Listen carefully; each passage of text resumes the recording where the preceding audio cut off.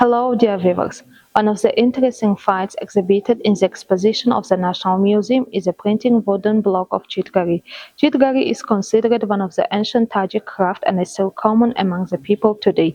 Chitgar or print makers mainly used white fabric, on which they applied patterns using red, black, and yellow colors with the help of wooden block. The patterns of the fabric are different, and one of the most common types are epigraphic patterns.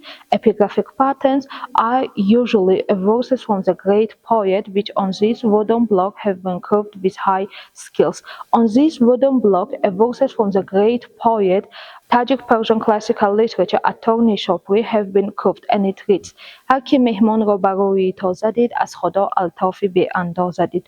The distinguishing mark of this wooden block that is was curved in reverse side, and when the masters dipped the block in dye and put in on white fabric, the inscription transferred correctly and clearly. Dear viewers, if you want to see this exhibit more closely, welcome to the National Museum.